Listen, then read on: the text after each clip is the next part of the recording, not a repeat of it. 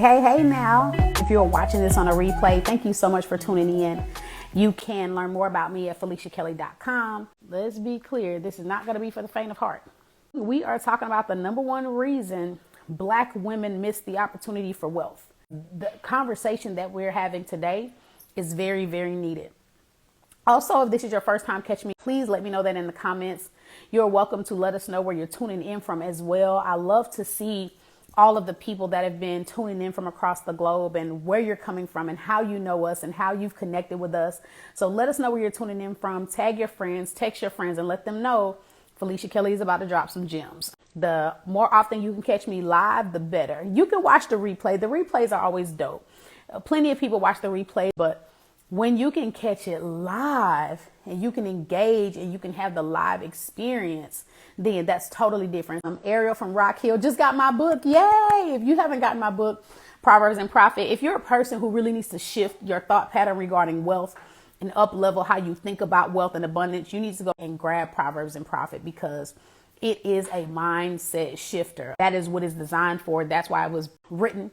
I wrote it because I felt really alone in my thoughts about wealth growing up in the Black church. And so once I realized the type of mindset God desired for me to have regarding wealth, it was a game changer. And so I wanted to share some of the things that helped me in that book. So if you haven't gotten Proverbs and Profit, you can grab the book there. And so those of you who've gotten it, I'm glad that you have it. I've shared so many Instagram stories where they're tagging my book, posting key takeaways. And so I always share those things. So if you do have the book and you have not shared it to your Instagram stories, please do so that I can share it as well. We're going to dive right into this thing.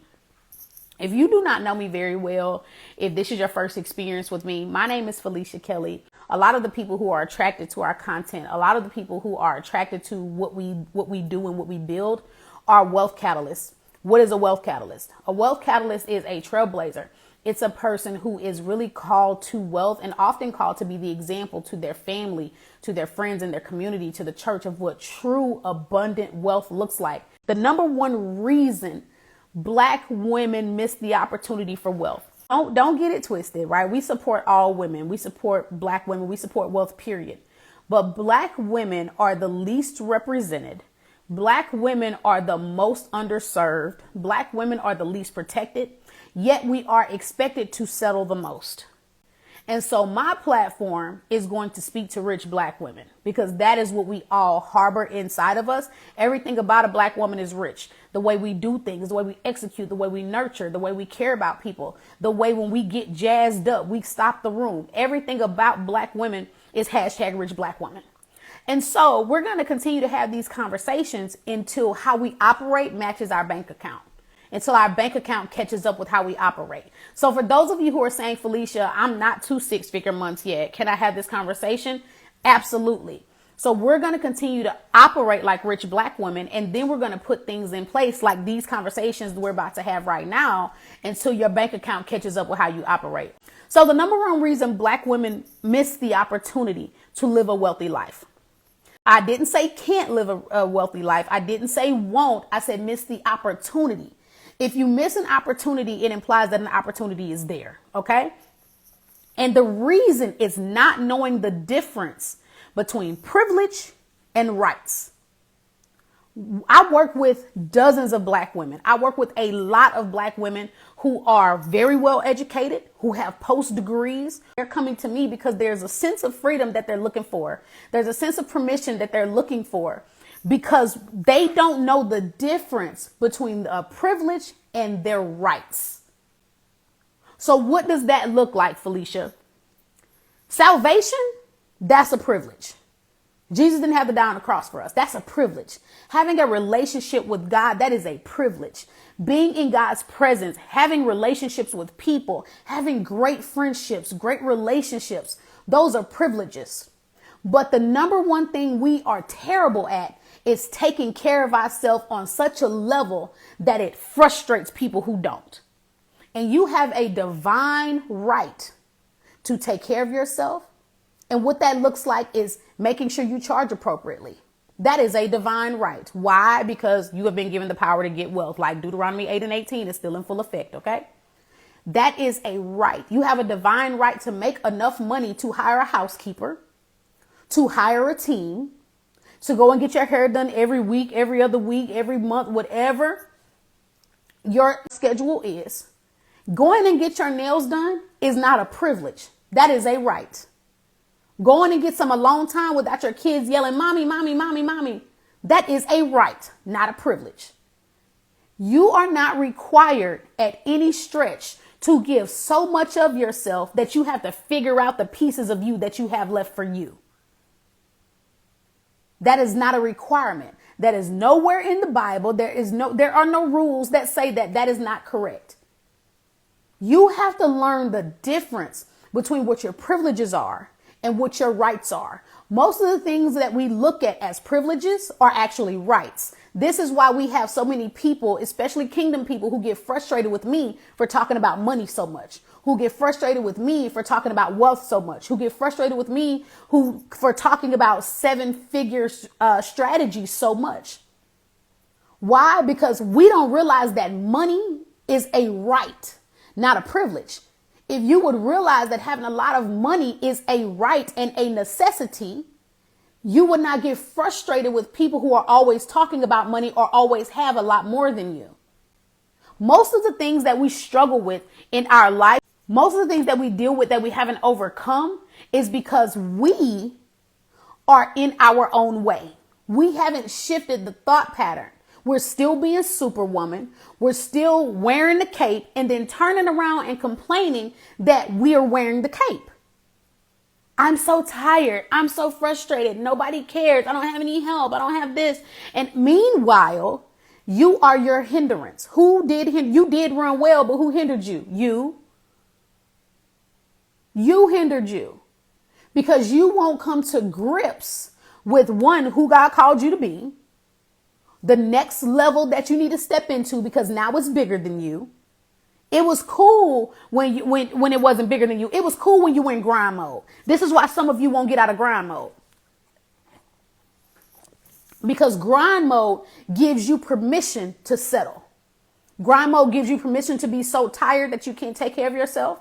Grind mode gives you permission to eat whatever you want and not have any discipline. Grind mode gives you permission to not manage your money because you're chasing the dollar. Grind mode gives you permission to not scale your business and hire help because, again, superwoman Kate, nobody's going to do it like me. They shouldn't. If I hire somebody, if I train them, they're not going to do it like me. That's the point. We don't want them doing it like you. We want them using their gift. We want them using their divine downloads from heaven to implement it to your business to take you further. But you are so busy in grind mode. You're so busy in team hustle. You're so busy in team no sleep. Let me tell you something. Fee gonna get a nap. Okay? I'm gonna get a nap. I'm gonna sleep. I'm gonna get my rest. I'm gonna analyze my day and say, oh, Fee, you operating like this because you're tired. Go to bed. My kids will be fine if I don't play with them right now. They'll be okay. I know that all the coaches are saying you need to just do all this so you can spend more time with your kids, and you should. Don't get me wrong. Grind mode is going to keep you from doing that. But when you're building, you have to start putting these time blocks in place to say, you know what? How do I operate on a day-to-day? The question I started asking myself in 2012 was, what would Rich Fee do? Back when I didn't have any money, back when I wasn't sure I was going to get the money. What would Rich Fee do? Does this serve Felicia at her wealthiest level? If the answer is no, it has to go. So now we have to ask ourselves, okay, well, am I in the way of my own wealth? Is the opportunity for wealth in front of me, but now I'm not willing to make a different type of investment? I'm going to get a nap and I'm going to get a bag. Period. We have to stop being so deep that we're our own worst enemy at every level. At this point, it's not about not investing in yourself because you believe in that. But are you willing to invest at the level that you're going to have to invest in? Because now it's more than money. Now, not only are you going to have to invest $20, $30, $40, $50,000, you're also going to have to invest your time differently or spend your time differently because you can't invest time. You have to spend it, because once you spend time, you're not getting it back. Time is not an investment. It is a spend. So how are you spending? Are you maximizing that time by having the right people in your space, both business-wise and personally? Are you maximizing your time by having the right people in your space, both professionally and personally? What will Rich Fee do? What will Rich you do? You can't invest time. This is why you have to make that shift between how you operated, because how you operated to get to 10, 15K a month is a totally different ball game to 150K a month. There's a saying, you manage 10,000 a month the same way you manage 1,000, or you manage 1,000,000 the same way you manage the first 1,000. No, you don't. There are decisions that you have to make that you didn't have to make before. There are appointments you have to schedule that you didn't have to schedule before. You don't operate the same. Whoever wrote that was a lie, and they were somebody that's never seen $1 million. And so now when we look at these opportunities that we're missing, we have to stop overthinking what we have to do next. I had someone ask me yesterday, you know what, Felicia, I have to pray about this investment. And I understand that. But this person has been praying about working with me for 2 years. I'm not saying that God hasn't said yes or no to them. What I'm saying is that when you are praying for a solution and it shows up in front of you, but it happens to have a bigger price tag than what you've expected it, that doesn't mean the prayer wasn't answered. This is why you can't answer your own prayers. So again, we have to look at how we operate. I'm not going to come down, and this is where a lot of women miss it. This is where a lot of women miss it when it comes to making the next level shift. When you have to go from serving people at a level to leaving them behind and becoming a resource to them. So now they can probably buy your digital products, but they can't work with you. They can probably buy from your shop or buy your book or buy your classes, but they can't access you. And because we're worried about leaving people behind, we will continue to serve in a space that we're past. And so when we're trying to pour into these people, the strategies are going above their head. And they're like, I just don't get it. And now you have to babysit. And you're past that. There used to be a time I could babysit my clients, but I can't do that anymore. When I went up, either they came with me or they had to do something differently. This is why some of you are frustrated with your clientele. This is why you're frustrated and aggravated with your clients and you're like, I don't want to get on this call today. It's not that you're overworked. A lot of you aren't that overworked. Some of you are working a lot of hours, but it's not that you're overworked. It's that you're serving too low.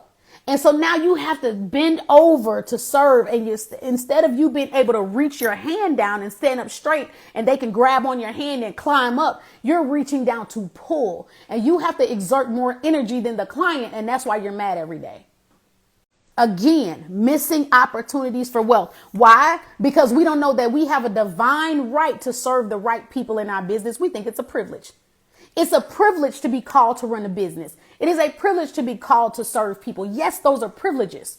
But now that we've been given the responsibility, stewardship is a right and a commandment. How do we steward? There are some people, they can't access me. That's stewardship. That is not you being better than them or not positioning yourself higher than you ought to.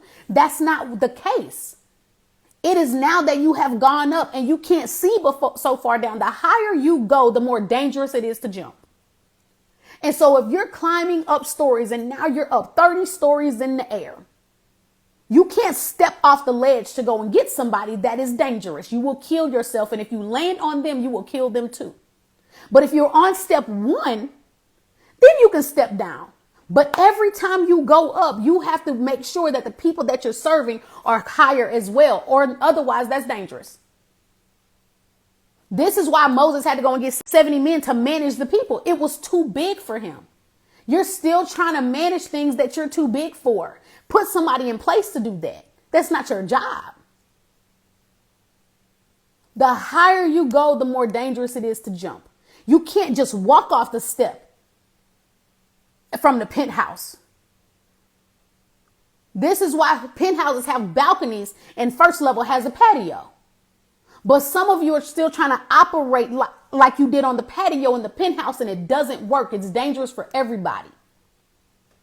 And you don't want to have to step into everything that's called to you, because now you have to worry about what your grandma's going to say, what your aunt's going to say, what that friend from high school that you've been friends with for 20 years is going to say. And the opportunity for wealth is circling you, steadily circling you. And you're looking at that and looking at them and saying, God, I know what you said. I know what I'm called to. I see this next level hunting me down. But the people, you literally have to get to a space where you don't care. So let me address that. Fab Consulting says we've been trained to always be humble. Humility in God's eyes is differently than humility is man's eyes. When God said be humble, he was saying submit yourself in humility to him. The problem is that most of us are submitting ourselves in humility to men. And so now these people are allowing you and making you to feel lower than you are because you don't know where your humility is supposed to be directed. So let's go ahead and kill that. Humility has nothing to do with money. Humility has nothing to do with the fact that I'm not going to answer that DM at 11 p.m. I'm not answering your DM if I answer your DM at all. Why? Because I don't have to. It is a privilege for me to answer your DMs. It is a privilege for me to answer my phone. You don't have a right to access me. Again, rights versus privileges. You don't owe anyone access to you.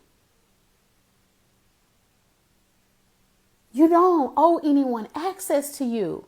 I don't care who they are. Sometimes honoring your mother and father is distance because they don't know how to treat people. And they are disrespectful. And every time you get in front of them, that devil comes out and you got to act the fool. And so if that is going to be the cause of your getting out of God's will, boundary, that's okay. You don't owe anyone access to you. You are not required to give people your space. That is a privilege, not a right. And so now we have to look at how we move day to day and say, am I operating in privilege or rights? What is this? Categorize. Is this a privilege or a right? Every time I get on the phone with this individual, I leave frustrated. There are people that I love dearly that I had to stop calling because I was pissed off every time I hung up. And I told Patrick, for those of you who are new, Patrick is my husband. But I told Patrick when I got out of the car, I said, I can't talk to her anymore. Love her dearly. I can't talk to her anymore because every time I hang up, I am mad. Not at her specifically, but mad because of where the conversation went. God bless it. Wish her well. Not the season for that. Again, it is a privilege.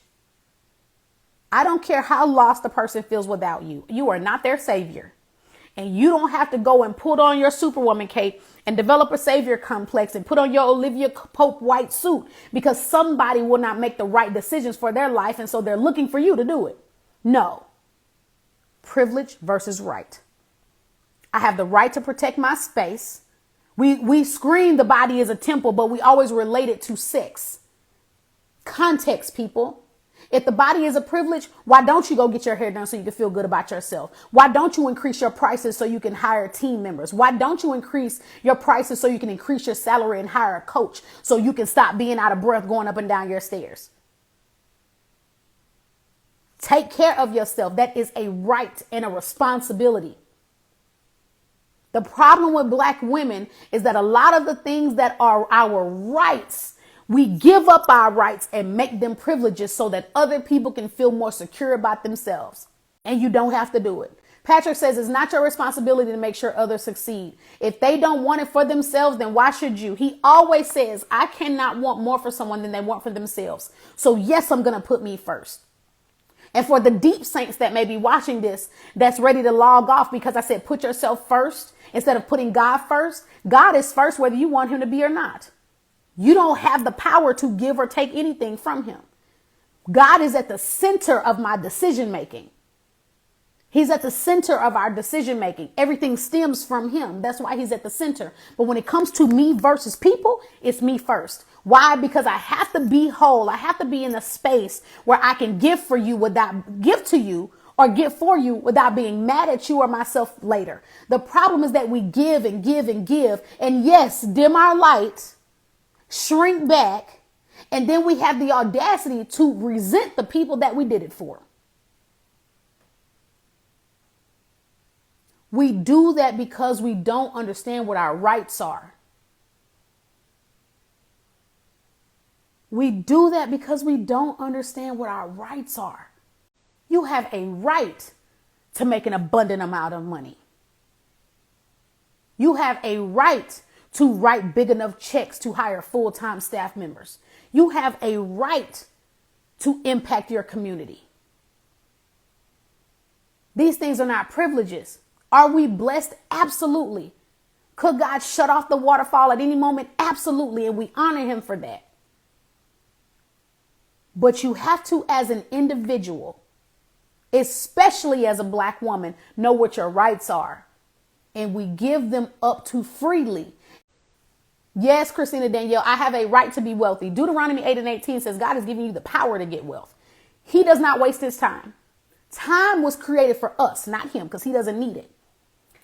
Why would he give you power to get something that he doesn't want you to have? Very simple stuff, folks. It's very simple. It's like the McDonald's brothers. So some of you have seen The Founder. Here's the problem. Here's what happens to you when you don't understand your rights versus a privilege. The founders, the McDonald's brothers, two brothers, they let Ray Kroc come into their space. They showed him everything that they created, top to bottom. Then they let him in to take over their business and to grow their business. And he took it. He expanded it all over the country. And then he bought all the land that the McDonald's sat on and leased it to the people who decided to franchise. And they lost all control. Why? Because they didn't know what they had. They didn't know what they had. It isn't that they didn't care. It isn't that they didn't run their business well. It isn't that they didn't love their employees. It is simply the fact that they did not know what they had. This is why a lot of you are feeling stuck. You don't know what you have. When people started comparing me to Oprah and Lisa Nichols, just because I'm not as known doesn't mean that I need to discount what is on my life. If you don't know what you have, you will forfeit your right and you will have to beg for the privilege to operate in what you once had the right to operate in. So for those of you who don't know the story, after Ray Kroc bought up everything and took them out of business, he then built his 100th location across the street from the one McDonald's he allowed them to keep, and he owned the trademarks to their names. They could no longer use their own name because they didn't know what they had. And so as soon as you recognize what you have, it'll be a totally different ballgame. You have a right to everything that you own. You have a right to what's been put in you because it is yours. Yes, we give it back to God. We know God gave it to us. We know that. We clear on that. But once we identify who we are and what we have, it then becomes our right to make sure that when we leave here, there is nothing left but what you're passing down to the next generation or to the community, what have you. But it won't be nothing left inside Felicia. My grave is going to be the poorest grave site there is because I'm not going to die with anything. So I hope that this helped y'all. Know your rights. Know who you are. Stop allowing things that are rights to become privileges just because you're not thinking high enough of who God has called you to be. So when I say rich Black woman, when I come to you and I meet you and I call you a rich Black woman, that's not fluffing you up. That's not hyping you. That is what you are. Now, it is your choice to accept your right to operate as one and then do so. Hashtag rich black woman every day. Every day. You're welcome to share your key takeaways. When you post in your stories, just tag me so I can share it. Patrick said the doors to work with fee are not open. Pass the collection plate. I appreciate y'all. Y'all make sure y'all have a wonderful day and do not hold back. If you were going to ask for the sale, ask for it and ask for more money. You're probably not asking for it though. So I will see y'all later. Bye now.